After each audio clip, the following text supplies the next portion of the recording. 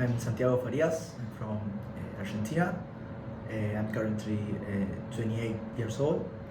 I've been doing Kendo for almost 15 years, since I'm 13. I'm a fifth dan of Kendo. I'm part of the Argentinian national team. Thank you. I'm Nick Richardson from the UK. I'm currently 34 years old. I've been doing Kendo since I was 15, so about 19 years. Currently at the grade of third dan, and I've been in Japan for just over 10 years, on and off. I used to play volleyball when I was a kid, but when I started high school, it became a little bit difficult with the times, the schedule of the trainings. So I wanted to quit, but my father told me like sports are very important, so it would be good if I could continue something. And when I was really kid, I used to watch Samurai X in Argentina, that is Rurouni Kenshin, and so I said I wanted to start Kendo. So I started more like a hobby, but then it started to become like a really important part of my life. I really enjoy Kendo. So I started martial arts. When I started martial arts, I was doing Aikido originally, and then my dojo closed because the teacher left. But the dojo next door, they had Kendo, Aikido, and Iaido lessons. So my teacher introduced me to that dojo, and then I continued practicing from there. So originally I started with Iaido, but I was helping at a demonstration, and they had a Kendo demonstration in the town square, and there were two people going to do the Kendo demonstration, but one person went sick. So my teacher ran over and was like, "Can you put this bogle on and just scream really loud and then let this guy hit you?" And I was like, "Oh, okay, yeah, I'll do that." So I did that, and I was hooked. And when I was studying at the university in Argentina, so in that moment I was living with my parents, and I was like, okay, if I want to like put more effort in Kendo and I want to like improve my level, I should go to Japan, and this is like the moment for doing it. So I was looking at a place for training here, thinking how to do it, how to get a visa, and well, I knew some people from Chile that did the Bekka course, and they told me a little bit how it was, and I was like, okay, this is what I'm looking for, a place that I can like focus completely on training Kendo, like every day.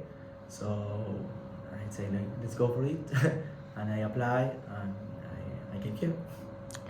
So in 2015, I came to the Kenshu Center here in Katsuura for the Budo seminar that they were running at the time. And there I met some of the Bekka. They told me first about the course. That was how I first learned about it. And then in 2012, so before that, I'd actually done a one-year course in Aikido, and we trained every day. And from that, I got very confident with the Kihon. And whenever I went to a different country, the senseis would always compliment me and say, "Oh, you've clearly trained in Japan." And so with my Aikido, I had that level of confidence, but with my Kendo, I didn't. And so when I heard about the course, I was like, okay, this course is what I need to do to get that same feeling or balance between the two arts. So I wanted to focus every day on my Kihon, so that's why I came to Budo. Budo is a place that you can focus in Kendo, like train every day. Sometimes we don't realize how difficult that can be, like keep up with the training and have the discipline to like train every day in the morning. We train at 7 in the morning, 7 to 8, 8:30 on mornings, and in the afternoon 4:30 to 6:30 or 7, and doing it every day. Sometimes it's difficult, but the good thing is that if you really like Kendo and you want to improve, you feel like, okay, if I want to continue like working on something, you always have like, you will have a train really soon to continue training, So that's really good. Like many times I found myself like training in the morning, finishing, and said, oh, I have training in the afternoon, so I want to train in the afternoon to continue that. I feel like that's one of the best things we have. Also, the chance to do Kendo, like with really high grade senses. That's really good. There are times here that we have like 4-8 dance sensei, 3 or 4 8 dance senseis, and we can train with them. And that's not usual. In my country, there is none 8 dance sensei. So it's a great opportunity. And also like improving your Japanese is very good. Like for that, we don't realize how important it is to know Japanese for Kendo. But now that I'm here, I can say like, oh, there is a lot of material and a lot of things that are missed in the translations, or when the senseis give you the feedback is different when they can like explain more because you understand. So I think that that's the more important thing about getting here. Where do I start? It's been a really interesting year. I mean, we're coming to the end of the year now. In Japan, the year finishes in March. But it's gone by so quick. I think that's the one thing. When you're waking up early every day and going to the dojo, and you're tired and maybe you've got injuries, and the training is hard. Like people shouldn't come here thinking, oh, you know, I train a few times a week in the UK, I'll be fine, I'm quite fit. It's a different game, right? And the students here, they've been doing it since they were tiny, so for them it's tough, and for them it's normal. So the level is definitely a level where you're going to get pushed. Especially at 34, trying to like run around after like 19, 18-year-olds is exhausting, but it's been an awesome experience. And even though it does feel like at times it's like, oh, I've got to get up again, I'm exhausted. Now I look back and the year's like flown by. Like it's gone by so quick. And on the course as well, you're not just doing the Kendo, you're joining lessons where you're studying different Budo, you're doing calligraphy or tea ceremony, you're doing your Japanese lessons. So you get that life of a student. And you're just surrounded by Kendo and martial arts, and you can't beat it really. It's if Kendo or any Budo is something that you want to do, then this is the place you've got to come. Well, we have 2 practice a day from Monday to Friday, and 1 practice on Saturday, generally, Saturday morning. The practice in the morning from Monday to Friday is at 7 in the morning. We start doing like Taiso, Suguri, then we do Ashisabaki, and then generally we have a free practice of Kihon. Like the morning generally is just Kihon, so that until like at least until 8, but if you want you can stay a little bit more time. Classes start at 9, 10 and at 9:10, so depends of how fast can you prepare for classes. But that's the morning, like Kihon in Taiso, Suguri, Ashisabaki, and free practice of Kihon. Then in the afternoon, start 4:30, and we have Taiso, Suguri, and we go straight to do some practice of Kirikaeshi, Aikirikaeshi, and after that is like free practice, like 20 minutes, sometimes 20-30 minutes. Then Jigeiko with the senseis, like 45 minutes generally. Then depending the schedule, but generally it's like Kakari-Geiko and Oikomi. That is and Saturdays depends, but sometimes it's like the afternoon practice, but on Saturdays morning. That is the general schedule. Sometimes it's changed when there are tournaments, it's modified a little bit, or sometimes it's not so much free practice, but there is a menu of training that the senseis make. But I would say like the 80% of the year is what I have just said. So you basically, when you arrive, you get given a list of the lessons that are available and that you can take, and then it's totally up to you how much you do. Obviously, there is a limit. You have to get a certain amount of grades to pass the course. But realistically, if you want to just do the minimum, you can. I decided to go full bore and basically filled my schedule with as many lessons as I possibly could. So I studied naginata, the basics of kendo, so like how to teach kendo. I did aikido, Shirinji Kempo, and I also did shodo as well. So it was a really good experience because they're arts that maybe I wouldn't normally get an opportunity to do, and the teachers here are they're all of high level, all very famous.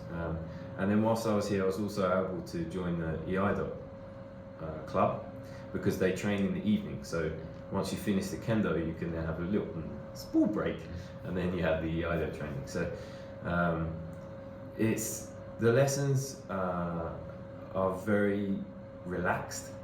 So you're joined with the Japanese students, which is really good because it also gives you an opportunity to use and practice your Japanese. And it's basically a taster kind of lesson. So you do some kihon, but then you mix or you kind of work through techniques quite quickly. So whereas if you used to join like maybe a normal Shirinji Kempo dojo, it would take you a long time to do some of the techniques. But because it's kind of like a fast-paced, this is what Shirinji Kempo is, you get to do a lot more maybe than you would in that space of time. And then you also have the opportunity to do the cultural lessons, which is tea ceremony, flower arranging, or shodo, calligraphy. So I decided to do the calligraphy. And again, that's actually, it's the kendo girls that do those classes. So when we're training, we're usually separate. The guys and the girls kind of separate with their training. And then in the keiko session, we come together. But usually it's quite separated. So it was nice to be able to do that class, to kind of have a chance to chat with them a bit more. And then obviously last but not least is the Japanese lessons. That is tough, I'm not gonna lie. Especially because you're exhausted from all the training to then try and focus on your Japanese. But you also get the opportunity to do your JLPT, so your Japanese proficiency level test. Japanese level proficiency test.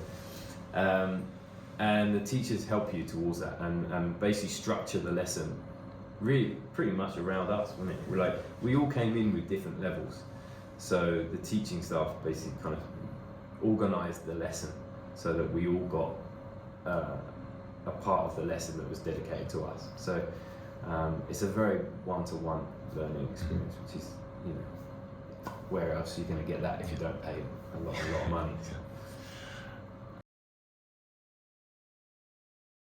In Katsuura, I would say the main thing you can do after without counting practice is the beach. That's the best thing for the summer, I would say, having the sea here. That's really good.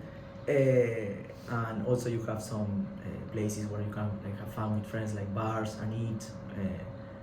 But the truth is there are not many things you can do, but you can take a train. We are not far away from Tokyo, 1 hour and a half, 2 hours more or less. So you can go and come back early in the morning and come back at the end of the day, or stay there and game. So it's good in that aspect. The life is really quiet. That is good if you want to focus, for example, on training or study. It's easy. And I would say but we live in the Koryukaikan. That is when you do the Bekka course, you live there in the student residency with all the students from the different martial arts, international students, and some students that came from other countries for short-term periods, 1 month or 3 months. So you can know people from a lot of other countries, and that's really really good, really fun. And also you can have some events with the Japanese students and know them outside the dojo, and that's really good because sometimes in the kendo practice there is not much talking, just training. So and all the university is always helping you, so you can enjoy your time in the Koyukaikan, like they have a ping pong table, TV, so it's really nice. Now I would say like having that is really important because sometimes you need to distract from classes and training, and in a moment like the people that is with you, like the other Bekka become like more like your family in this time. So and the other thing is there is an onsen. Discount Saturday night, so half price. That's really good when you're tired. We found that out a little bit too late, Yeah. otherwise we would have used it a lot more. When I first came here, I'd lived in Kyoto and Osaka before this, and Kyoto and Osaka, there's stuff everywhere. There's buildings, big buildings, there's cafes, there's shops, there's so much to do. And when we came here on the bus, I was like, there is nothing. Like, there's no McDonald's, there's no Starbucks, and I genuinely thought, oh, how am I going to do this for a year? Like, but actually, I mean, Katsuura as a place has totally grown. Like now, I can't see myself going anywhere else. I love it. And the thing is, you realise you don't need all that stuff. And realistically, if you want to go shopping or you want to go, like now we have a very nice cafe actually, but if you want to go to Starbucks or whatever, you can jump on a bus for 2 hours and you're in the centre of Tokyo, so that's not a big deal. But here there's so much. I mean, we've got a beautiful beach. The sea is crystal clear. You can sup, surf, whatever you want to do in your free time. But also we've got festivals, and I was very lucky. I think one thing I would recommend actually to anybody who's coming is to if they have time, do like a part-time job. I had to just for financial reasons, but because I did that, I got into the community, and then I got to meet people. So then when the festivals came around, I got involved with the festivals, with the kids Kendo at the Kenshu Center. So by doing that, you really see how much is going on in the town. And it's an awesome place to be, it really is. And I want to win a World Kendo Championship. That's my main goal for a long time. So I'm always trying to improve training, compete. I've been like in 3 like Minami American Taikai, like Latin American Taikai. I went to 2 World Kendo Championships. I want to go to I'm going the next year to Milan, to Italy. So I've been preparing these 2 years here in Japan already, with that in mind, like preparing for that. I think it's very important if we want to like grow, like to put goals that we want to do. And like I'm very happy about having came here for prepare with that in mind, and that the senseis, when I tell them that that's what I want to do, they are really supportive about like competition. But other thing that I really want to do, like separate from competition, is like help to grow Kendo, particularly in my country and Latin America. But I want the level to rise. I want more people do Kendo and enjoy Kendo. I want to help in that direction. I didn't have too many opportunities, like without looking for them in the past, and it was like difficult in many moments. So if I can help other people to have the way easier, more easier, I want to do that. I want to become a Kendo instructor in the future. That's really important for me. Yeah, the same as Santi really. Like I feel like I haven't done enough. Santi's done an awful lot for the Kendo in his country. I feel like I haven't really done enough. So I'd like to do more for the Kendo in the UK, in terms of being like the bridge between the 2 countries. It would be really nice to go back now and again to the UK and train with everybody and kind of circuit around dojos, but then also try and be a filter for like a constant knowledge from Japan into the UK, so that it's not like a constant trying to catch up, but more of we keep at the same pace. But then I'll probably get told off this, but I really would like to be the first international coach here, because there isn't one. And as the International Budo University, I think that would be pretty epic if I could do that. So I'm gonna aim for that. I think that there is one thing that Nick said that is very important. Like, there is probably nothing that that you have done that will compare to this. Like, I train a lot in Argentina, like a lot of, like 10 times a week for sometimes. Prepare myself physically a lot in many places, running. But when I came here, there was nothing compared to the amount of Kirikai Shinka Kariei Konekoni we do every day.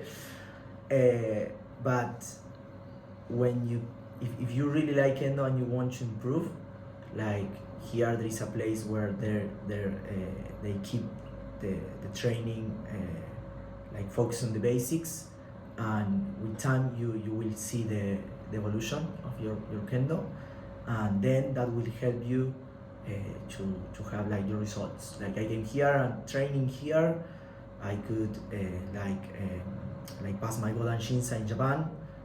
Something that I think would be very difficult, like doing it from like coming, like staying outside and just came for the test, and also going to tournaments. At the beginning I went to some tournaments and it was very difficult like to win, but then with training I could. So I would say, like, if you want to game and train a lot and you will focus on that, it will be very good. But to be honest, if you are coming and Kendo you're not willing to train every day, it may be a little bit difficult, because like the course is made for that. Like the sensei expect you to game every day and train every day, don't miss practice. Like sometimes it's raining like hell and Japanese are coming to training on the little bikes. Oh, and so in my country like that doesn't happen generally. But if you do that, you will receive the support of the senseis. Like the senseis will value that you want to train. So I would say, like, take like it will be a year. If you want to game with the idea of focusing on the training, and it will be very good. If you came and you don't do that, maybe some moments of the training will be more difficult because you are not training every day, and keeping up with the training is difficult if you don't keep it, but you will know other people, like other martial arts, as Nick said, Japanese culture. So I think you will be able to take something, of course, for this year. So yeah, if you want to come and you have the opportunity, like I would come and then try to find what you can take from this year. Well, first and foremost, financially, prepare yourself. So it's a lot easier to work in your home country than it is here. So definitely try your best to get as much money behind you as you can. That way, when you get here, you're not going to stress out about food or whether you can pay the rent. You can just focus on the training and the lessons. The second one would be learn a little bit of Japanese. Obviously, you're going to come here to study Japanese, but when you first arrive, even when you're at the airport, people are going to start talking to you in Japanese. So as long as you can kind of get by with like greetings and just a little bit, so that you can introduce yourself when you meet the teachers, it will be a nice way to enter and to meet teachers, instead of just kind of standing there with like a deer in the headlights, not really knowing anything. The next thing would be, there's so much access now on the internet to learn about Japanese culture. Definitely, if you can watch a few videos on YouTube or read a few things on Japanese culture, just so that when you come here, it's not a shock. So someone who hasn't been to Japan before, it's a very, very different place, and the culture is very different. So just so you don't make a fool of yourself, really, is a key thing. And like Santi said, and this is something I think we both feel is something we should reiterate, is that you're coming to train, so prepare to train. Like, try and get as fit as you can, but then when you get here, if you're this fit, the teachers will push you to be this fit. So prepare to train hard. And then number 5, just when you get here, be as open. Just come with a beginner's mind. Don't come thinking, oh, this is my Kendo. Come thinking, I'm going to learn Kendo. throw everything that you already know out the window and just listen and watch the teachers. You might not get instruction straight away, so just watch what everyone else is doing and copy. Yeah, that's my 5 points for people coming.